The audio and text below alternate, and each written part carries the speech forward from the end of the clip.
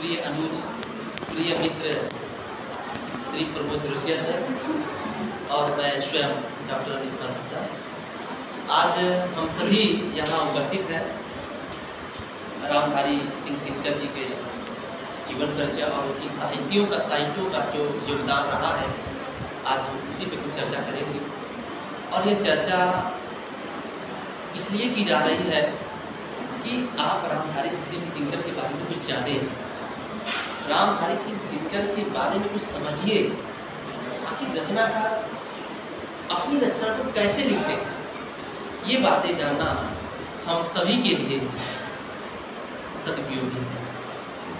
तो सर्वप्रथम मैं आपको ये बताना चाहूँगा कि रामधारी सिंह दिनकर जी का जन्म बिहार राज्य के बेगूसराय जिला सिमरिया नामक गांव में उनका जन्म हुआ था। आज़ादी के पहले उनका जन्म हुआ, लेकिन जिस समय रामधारी सिंह दिनकर जी का जन्म हुआ, उनका जो शिक्षा का जो लेवल है, शिक्षा का जो माध्यम है, शिक्षा का जो प्रभाव है, ये बिहार की धरती से मिलता है। और ये बिहार की धरती से बहुत सारे रचनाकार अपनी रचनाओं के माध्यम से आगे बढ़े।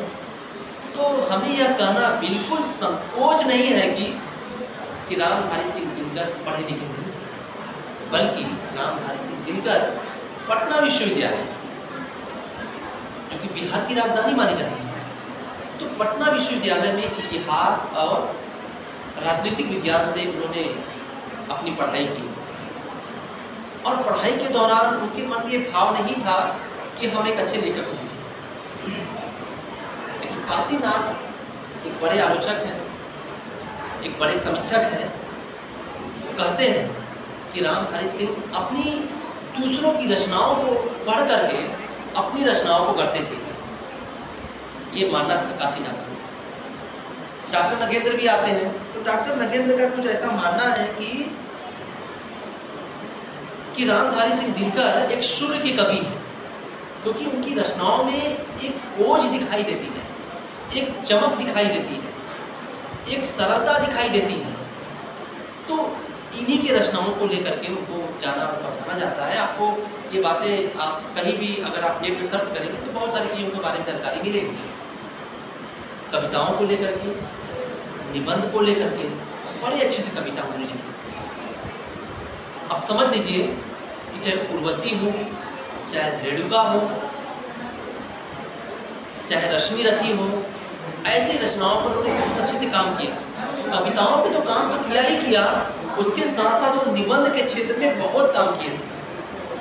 माटी की मूर्तें, अर्धनारीश्वर, ये सब क्या है? ये सब उनकी एक निबंध है। ये निबंध के माध्यम से अपनी रचनाओं को सृजन करते थे, कविताओं के माध्यम से अपनी बात को पहुंचाते थे।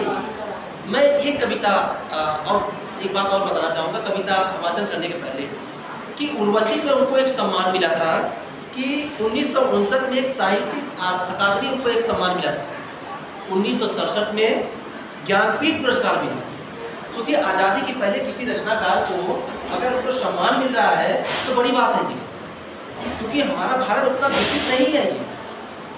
तो आज़ादी के बाद रचनाकार को अगर कोई ज्ञानपीठ पुरस्कार मिल रहा है, कोई पुरस्कार मिल रहा है, ये बड़ी बात है। ये आज़ादी के पहले अंग्रेजों का प्रभाव था, तो ये स्थिति थी। लेकिन रामधारी सिंह दिनकर कभी वो हारने वाले व्यक्ति नहीं थे। वो एक कर्मठ लेखक थे, अपनी रचनाओं के माध्यम से अपनी बात को पहुँचाते थे, जन को पहुँचाते थे।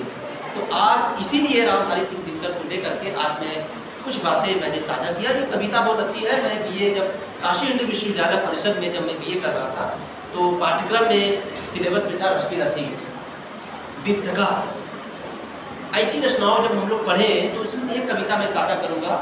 बहुत अच्छी कविता है, वो आप सभी लोग आप इससे लाभान्वित होंगे। कि श्वानों को मिलता दूध वस्त्र, भूखे बालक अपनाते हैं। श्वानों को मिलता दूध वस्त्र, भूखे बालक अपनाते हैं। माँ की हड्डी से टिटुर चिपिक जाड़ों की रात बिताते हैं। युवती के लज्जा वसनभेद कर ब्याज चुकाए जाते हैं। मालिक जब पेट खुले रोजा पानी सागर पाते हैं। सोचिए, इस 4 लाइन की 5 लाइन की कविता में क्या मिलती है? श्वानों को मिलता दूध वस्त्र, श्वान विस्फुटता। उस दौर में किसी को खाने को नहीं मिल रहा है, लेकिन उस कुत्ते को दूध और भात, जिसे हम चावल बोलते हैं, उसको मिल रहा है। श्वानों को मिलता दूध वस्त्र, भूखे बालक अपनाते हैं। भूखे बालक खा ही नहीं रहे हैं, उनको कुछ मिल नहीं रहा है। माँ की हड्डी से ठिठुर चिपक जाड़े की रात बिताते हैं, तो माँ की हड्डी से वो जो बच्चा है खाया पिया नहीं है, लेकिन माँ अपने बच्चों को स्पर्श करती है, अपनी गोद में लेती है। माँ की हड्डी से चिपक जाड़े सी रात बिताती हैं। युवती के लज्जा वसन बेचकर ब्याज चुकाए जाते हैं। वो महिला अपनी यौवन को बलिहारी करती है, अपनी यौवन को बलिहारी करती है, तब जाकर अपने बच्चों का भरण पोषण होता है। तो ये बातें मालिक जब थे किलोड़ों से पानी सदर पढ़ाते, सोचिए जो पूंजीपति लोग थे, जो जमींदार लोग थे, जो अंग्रेज लोग आए थे, वो भारत के लोगों के साथ बहुत अन्याय किए। इस अन्याय की बातें वो रामधारी सिंह अपनी कविता के माध्यम से करते हैं। उनकी कविताओं में कभी कभी यह भी कुछ पंक्तियां आती है, झन झन झन झन झनन झन। ऐसी कविताओं में झन झन झन झन झनन झन, ऐसी कविताओं को जब आप पढ़ेंगे तो बड़ी बात है, ये पढ़ना भी चाहिए आपको। एक राष्ट्र कवि के नाम से जाने जाते हैं। ये सिर्फ राष्ट्र कवि से भी है, आपके रामधारी सिंह दिनकर नहीं है, माखनलाल चतुर्वेदी, मैथिली शरण गुप्त और रामधारी सिंह दिनकर। तो ऐसे बहुत सारे रचनाकार हैं जो राष्ट्र कवि के रूप में जाने जाते हैं, समझे जाते हैं और उनकी रचनाओं को पढ़ते हैं। तो इन्हीं शब्दों के साथ आज मैं अपनी बात को यहीं विराम करता हूँ और बहुत बहुत धन्यवाद कि आप लोगों ने मेरी बात को धैर्यपूर्वक आपने सुना और अध्ययन किया। इसके लिए आपको मेरी ओर से बहुत बहुत बधाई और अग्रिम शुभकामनाएं। धन्यवाद।